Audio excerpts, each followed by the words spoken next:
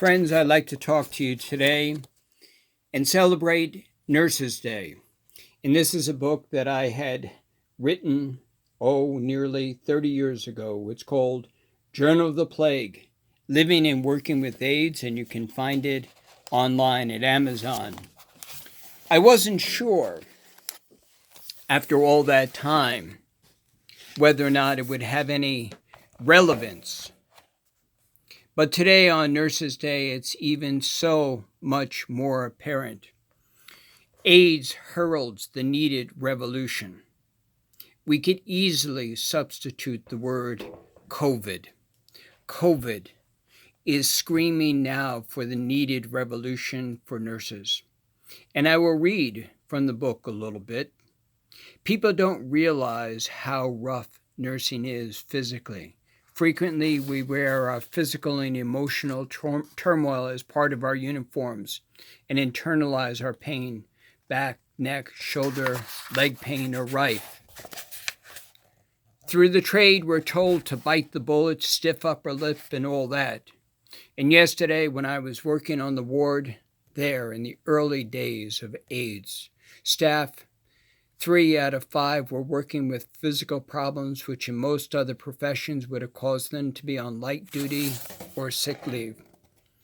Is it part of the societal-wide female oppression which is so readily apparent in nursing? Despite the occasional male nurse, it is a profession of women. Each culture has a positive and negative component. In nursing, we strive for nurturance and compassion, or so that's the line that is espoused. However, nurses are told you have to suppress your needs. In the care of others, our needs as nurses are rarely considered or addressed.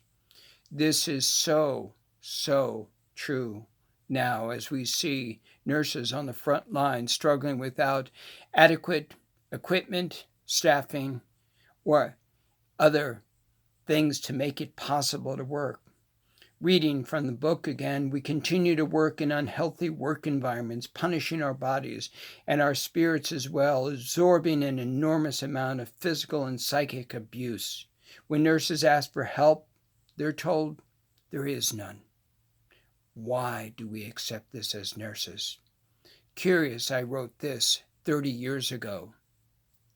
In that last plague, many others since then, but now the nursing profession is being devastated by the COVID. Many of the women in nursing are engaged in nurturing care at work and then come home to wives or husbands and kids, lovers, or partner to offer more nurturance. Our nurses are now working double shifts, not just in the hospital, but at their homes. You wind up with someone who is engaged in nurturing and caring round the clock, year in and year out. If that doesn't get you burnt out, nothing will. The consequence for the patient, whom your life may depend upon, is that they are too frazzled and exhausted to give you the time and care you need. Please support your nurses. Support the people in the helping professions now. Reading again from the book, we nurses have a masochistic streak, which is fostered by the profession. It says that there is not enough help for you. You must go on without help.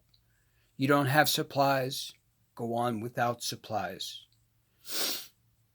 Why do we nurses accept so much bullshit? That really is the bottom line question. The other day, I was reading about a nurse at the Hackensack Hospital. A man, who is an RN, was fired for demanding basic equipment and for basic services for his nurses, and they fired him in the middle of a COVID epidemic. But it turns out he was president of the Hackensack Nurses Union, and that, my friends, is the only way that the condition for nurses will change.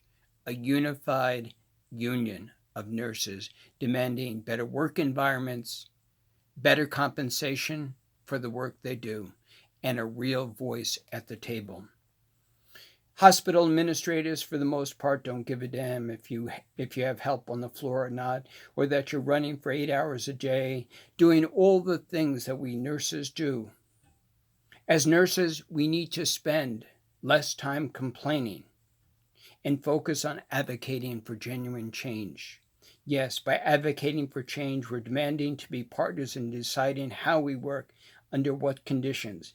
When we begin to move out of our passive mind frames and become active agents for change, then and only then are we going to get the kind of environment, work, and compensation we need. Who knows, we may be able to get down to business and do what we originally set out to do, which is provide high quality care for our patients.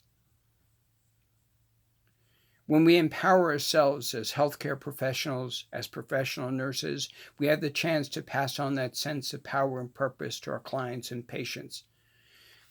And now, in this COVID epidemic, with chronic shortages of testing, of equipment, of basic needs for nurses around the U.S. and around the globe, the frontline caregivers are nurses. In all the ways that you are certified nursing assistants, licensed practical nurses, RNs, FNPs, and all the other allied health. Let us support and give love and respect for them. But this, at this point in time now, AIDS, back then 30 years ago, heralded the needed revolution, and now COVID sweeping through the globe is placing enormous amounts of burden, of damage, in some cases fatality for our nurses. So today, if you know a nurse, give support, give respect. If you work as an administrator, you work in the hospital, give respect, give support, anything that they want. The nurses are the bedrock of the healthcare systems. So this is me, Nehemiah, almost 50 years since I first became a nurse, way back in 1974. And I've been honored to be a nurse, advocating for change, head of Vermont, vice chairman of Vermont Nurse Practitioner Association, as an independent practitioner, working in hospitals in all circumstances. And I know well your work that you do as nurses. So on Nurses Day and every day, give respect, give love to our nurses. Nurses Day is every day. Your life depends on the nurse.